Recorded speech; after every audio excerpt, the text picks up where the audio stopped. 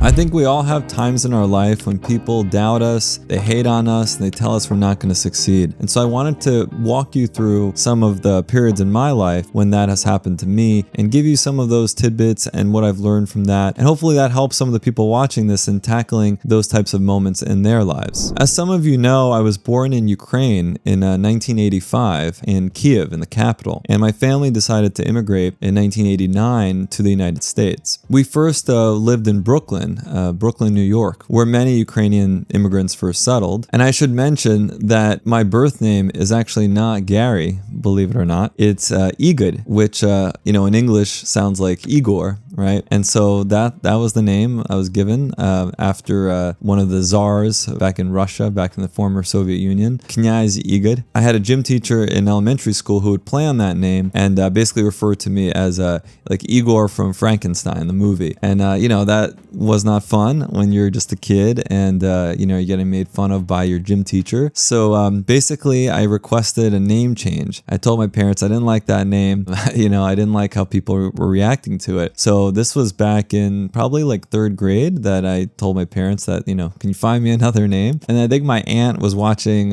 some sort of like soap opera and there was a name of Gary, and my nickname was actually Gosha in Russian. So they switched my name to Gary. I approved that name. So then I moved to Long Island and I'm there in fourth grade. And, I figured, the name is now changed. It's now Gary. It's more Americanized. Surely, kids are going to like me. I was into sports. So, I could, relate to people on that front. And, I was friendly and, wanted to get along with everyone. But for some reason, once people found out that, hey, this guy speaks Russian, and there weren't too many Russian speaking kids in my school at that time, they started to call me communist, like commie. And that was a bit surprising. And I didn't really know what to make of that, just being in fourth grade. So, I went to my parents and told them this is what they're calling me. And, they just sat down with me and, spoke about why kids might be saying that and how ignorant that is. And it's crazy to think about it now because like that's the reason why my family originally left the former Soviet Union, is because they wanted to be here and not in, communist Russia. So that was like something that I wish the kids at that time understood, but we're just children, right? So just things that maybe they heard from their parents at their house and different maybe worries that some of them had. And that was just how it manifested in elementary school. Now let's fast forward to my undergraduate experience. So as you guys may know, I graduated from Cornell University, but I actually started at Hofstra University on Long Island in their honors college on a full academic scholarship. So I had applied to many other schools at that time and had gotten into different colleges. I had options, but my dad actually lost his job around that time. So I decided to, reduce the burden on the family and just go with the cheaper option. So that at that time was Hofstra. I was living at home and commuting, and that's how my college experience started. So after about a year at Hofstra, I had like a 4.0 GPA. I was excelling at school, but I was still living at home and I hadn't really found my close group of friends. And I was like really hoping for new and different experiences and to branch out and maybe live on my own a little bit and, to get like the true college experience. So I was looking to transfer and I had gotten into Cornell and some other places, and I was deciding, if I should go there and what would be the best next move. And I had some family friends at that time who were basically like, you don't need to transfer. Like, it's just going to be too difficult for you. You should just stay where you are. You're doing fine. No need to transfer. You might not do as well in this new place. They told me stories about Cornell, that kids would steal pages out of textbooks in the library and that they were so cutthroat and, that I'll probably do worse if I go there. And that was the sentiment that I was getting from some family friends at that time. So fast forward a few years, I did decide to go and transfer to Cornell, and I ended up with like I think it was a 4.14 GPA because they gave A pluses, which was cool. And that landed me as a salutatorian of the entire college. And then for that, I got a wooden stick that I held up at graduation. So it all worked out. And it was just dedication, hard work. And, I proved to myself and to others that I could go and excel at a place like Cornell. And I think that came as a surprise to many people who were around me. So then the next step was medical school. And I had finally gotten into the med school of my dreams to Columbia. And that was a time when I felt like I really sort of made it, because I remember applying to Columbia for undergrad, an early decision, and didn't get in. So then I remember standing on the grounds there, looking around, remembering, how I was in high school applying into the college and not getting in. And now here I was, sort of made it into the school. So that was definitely a point where I was like really happy with all the hard work and felt like it was paying off. So I was doing a ton of extracurricular activities, really staying very occupied in medical school, trying to excel at the classes and all of that. And then there was this step 1 of the licensing exam that we had to take. And the score from that exam was very important for getting into like the residency of your choice. Residency is where we go to start our actual training, whether it's a medical type of field like internal medicine or more surgery, like what I did, head and neck surgery. Yeah, everyone knew that score was important, but I thought I would take like a more creative approach. I didn't exactly follow the protocols that many of my classmates did, and I was involved in research and lots of different like clubs and societies to just broaden my experience in medical school. And that was probably not the best approach, because my creative approach landed me with a mediocre score on that exam. So then when it came time to applying for residency, I had some advisors tell me, hey, and I wanted to go into head and neck surgery, ear, nose, and throat. That was a very competitive field, at least at that time, and I think it still is. So some advisors were like, you're not getting in. Like, this score is just not high enough. It's just okay, but it's just not going to get you there. And they told me to apply for like a backup specialty. So I did not apply for the backup specialty, and it all worked out. Again, trusted in myself. I knew I had the determination, the skills to do a good job. And luckily, enough programs gave me the time of day. They actually read through the application beyond just that one single score, and I landed a head and neck surgery residency. I was not going to let a single score on one exam define my entire application, and I made that very clear in my application. So just a good reminder for people to not let one score get in the way of your dreams. So then came residency. I was at Temple in Philadelphia, and I always excelled at like clinical practice. I was good with patients. I was good at seeing patterns. I think a lot of clinical medicine is about seeing patterns. It's not just about being able to regurgitate every fact, which is what they want for the exams, but you need to be able to learn the information and then be able to really take in what you see in the clinical setting and know what the right thing to do is. And,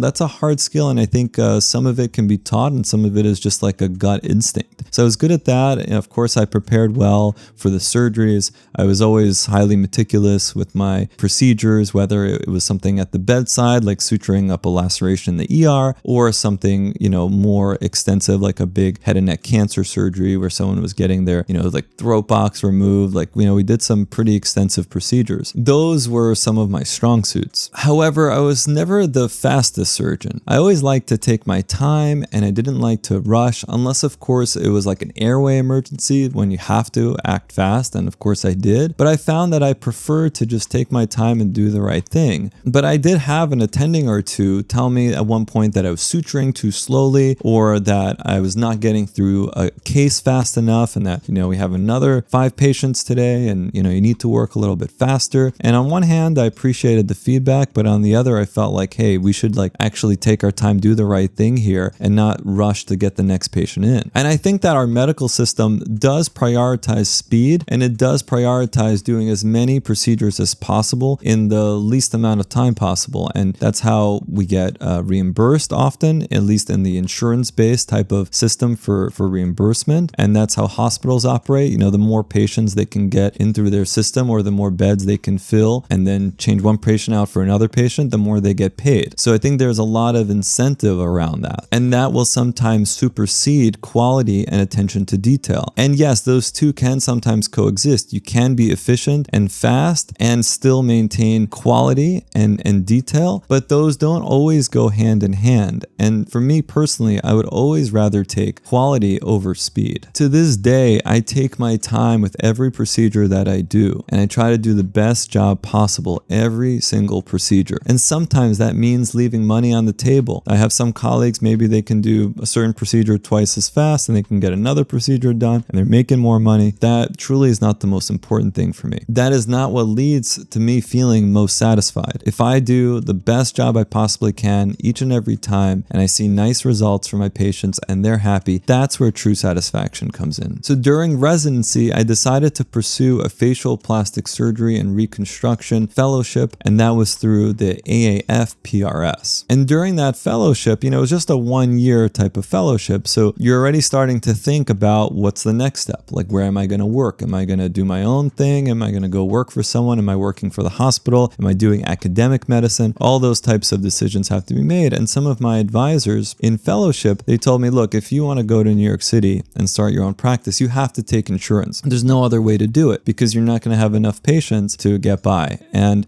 I knew that I wanted my practice to be more focused on aesthetics and cosmetic surgery, much more so than a lot of the functional things that we do in the field. And I felt that to be the best at that and to provide my patients with the best possible care, that I really needed to focus on that early on and not just dilute that experience with other types of surgeries that may not be relevant, later on. So I decided not to take insurance and not to sign up with the insurance companies, which was very hard in the beginning, convincing people to pay me for services that I didn't maybe have like a enormous track record on, right? I was just out of all my training. We do some independent surgery during training, but still people need to trust you, right? And that was not easy in the early days, about whenever this was 6 years ago now, to get people to trust you with those types of procedures. Initially, they trusted me with Botox, but they didn't want me necessarily operating on them. And then gradually, as you do more surgeries, you build up your portfolio, people start to see the work, they see the care, and then things start to go from there. So I focused on those cosmetic procedures early, being able to then hone my skills and improve the techniques. I then published different articles about those techniques because as I was starting to do more and more, I was starting to be able to advance the entire field forward, not just in my practice, but being able to go to give lectures at different conferences about the techniques that I was doing, recording things, sharing that with my colleagues. So all of that was possible because I focused in early on,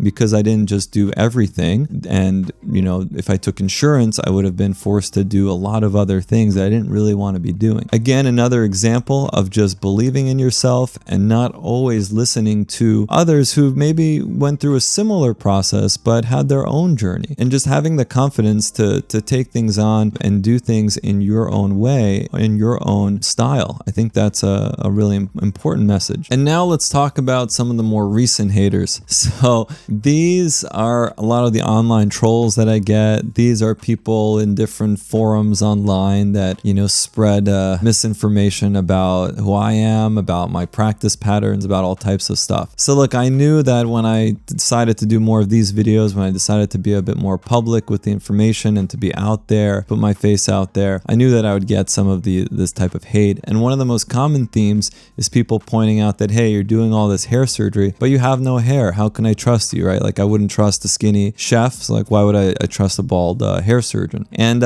I've tried through many videos to share my story, to tell you guys about my own hair loss experiences and the type of hair loss that I have and how that's different from the type that I actually usually treat. So there's a lot of nuance there. And I realize that most people don't necessarily take the time to understand that nuance. As you grow, some people are going to be there to try to take you down just because they get enjoyment out of that. Even at a recent conference that I was at, a senior surgeon was like, you say you do mostly hair surgery, but like, aren't you supposed to have a big long mane and full head of hair? And, I just explained to him, again, the situation that I'm in with my autoimmune hair loss condition and whatever, and he understood, but he's like, I'm just busting your chops. But there's always some truth to every joke, right? So yeah, that has been an interesting type of experience for me to deal with, of like seeing all these comments online. Sometimes it's easier not to read them. Other times it's good to get some feedback. So I think everyone who has like some public persona, they need to, figure out how they're going to deal with things like that. So that's definitely been a learning experience for me for sure. But I also understand that a lot of that rhetoric comes from ignorance, especially ignorance around hair loss and the different types of hair loss that exist. this. So I always encourage those people to just, watch more of our videos, like read more books about hair loss, like, just educate yourselves. And also I think spreading positivity is important. I think people will feel better about themselves if they are actually more positive and nicer to others. So oftentimes I just feel bad for the people that go around and just write negative things and don't really take the time to understand a situation. And I think most importantly, my own hair loss has helped me understand the struggles that many of my patients are going through on a daily basis. And that lets me treat them with a bit more compassion and empathy. As we journey through life, we'll always encounter people who doubt our potential, question our choices, or challenge our dreams. But remember that every chapter of our story, every obstacle faced, and every triumph celebrated is a testament to our resilience and determination. The doubters and the haters are just stepping stones on our path to greatness. At the end of the day, the best revenge is not proving them wrong, but proving to ourselves that we were right all along. Believe in your own story and make your dreams a reality.